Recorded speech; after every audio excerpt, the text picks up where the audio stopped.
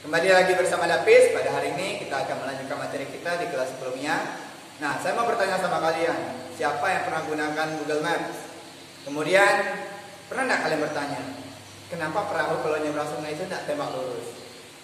Nah, selanjutnya, pernah kalian bertanya, kenapa pesawat itu tidak pernah tabrakan di udara? Nah, 3 kejadian tadi itu akan kita bahas di sini. Jadi materinya apa? Vektor, ya.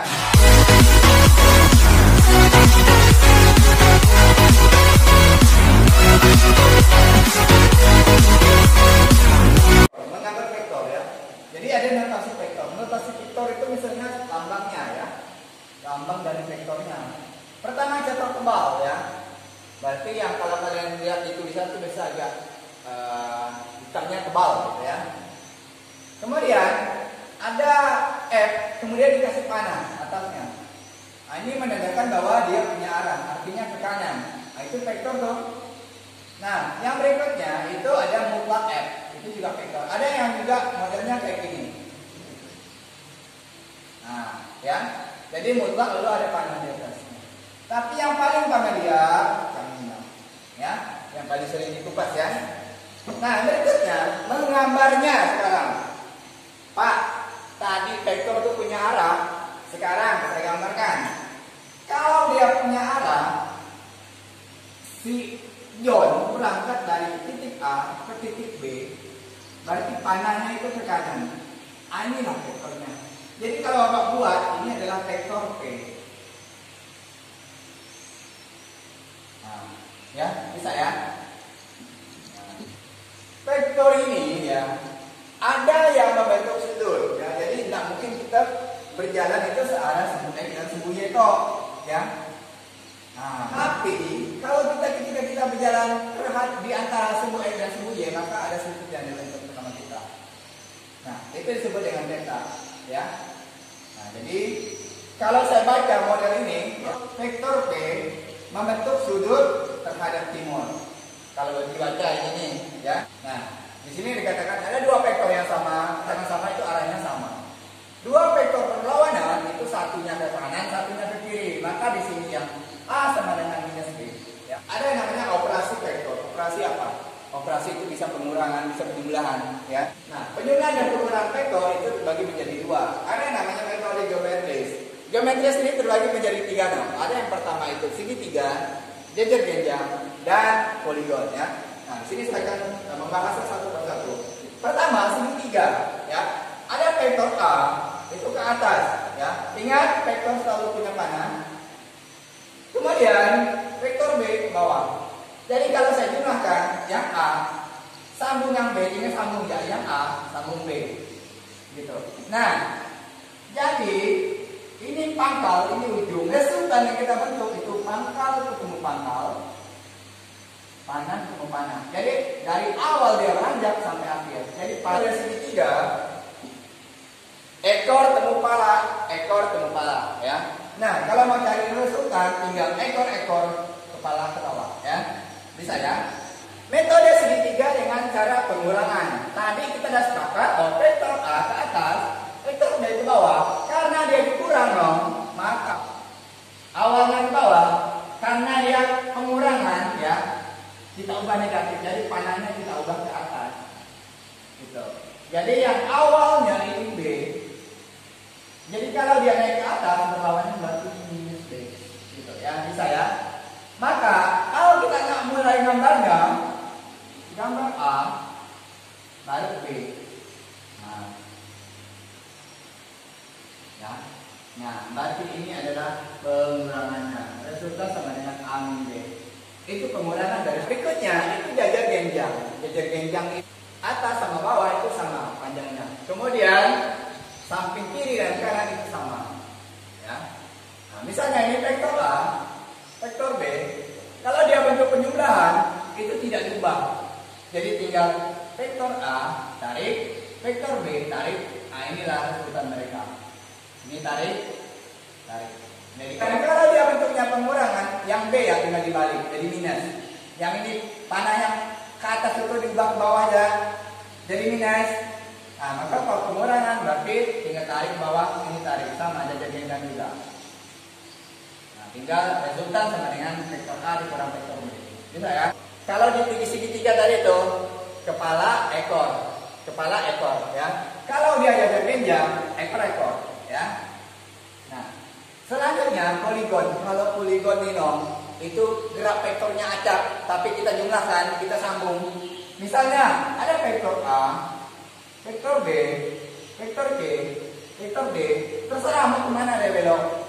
Nah, berarti resultannya mana? Tinggal tarik dari awal dia pergi sampai di mana dia berakhirnya, gitu ya. Nah, panah ini ketemu ekor, kepala ketemu ekor, kepala ketemu ekor, kepala yang ekor, bagian resultan ketemu kepala bagian D.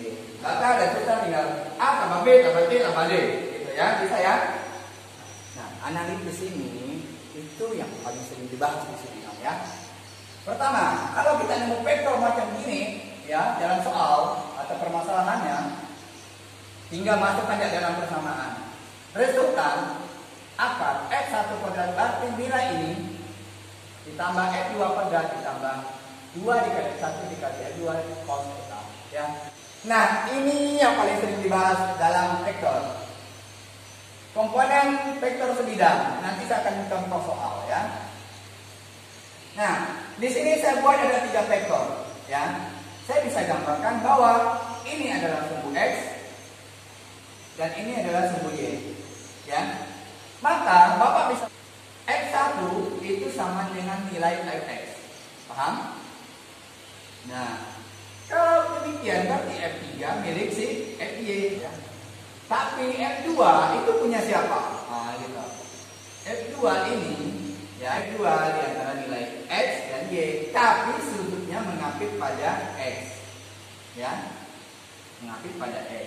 Maka kalau Bapak tarik ya, nah, maka Fy2 itu sama dengan F2 sin theta. Kenapa sin? Kena tembaknya kena sepaknya sin. Nah, yang bawah itu adalah Fx2. Maka F2 ini terbagi menjadi 2 dong. Ada yang namanya Fy2, F2 dikali sin theta. Nah, kalau Fx2 itu adalah F2 cos theta.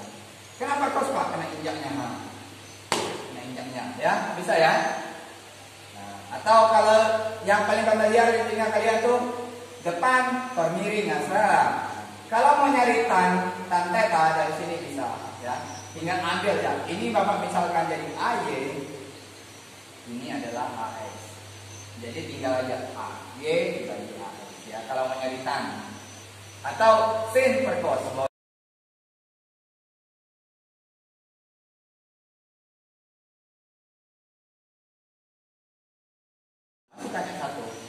F1 ini di antara Y dan X. Kenapa di antara Y dan X Pak? Dia kan tidak di bujur Y, tidak bujur di X juga. Dia di antara. Maka F1 ini pasti ada nilai Fx1 dan Fy1. Paham? Oke. Nah, F2 juga demikian.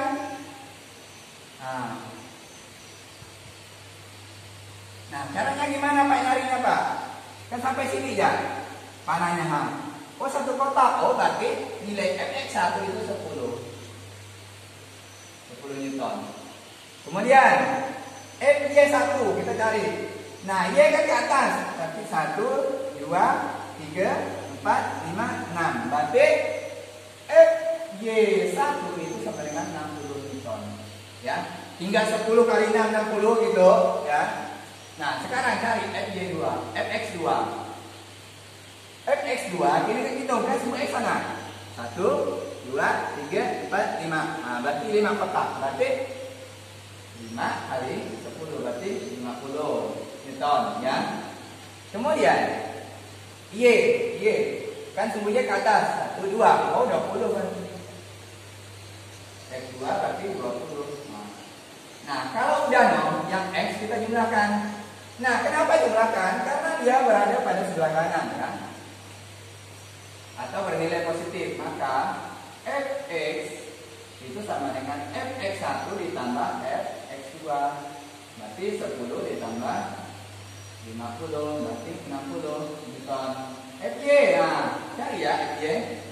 Nah 60 atau gini aja lah, FY 1 tambah FY 2, 60 ditambah 20 dong, berarti 60. Nah kalau udah baru masukkan nilai resultannya. Nah resultan itu sama dengan fx kuadrat ditambah fy kuadrat.